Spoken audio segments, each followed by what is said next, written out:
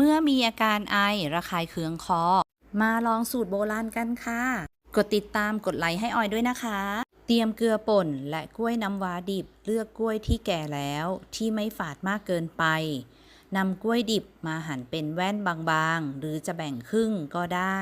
กล้วยดิบจะมีรสชาติที่ฝาดจะมีสารช่วยต้านการอักเสบเกลือจะช่วยขับเสมหะ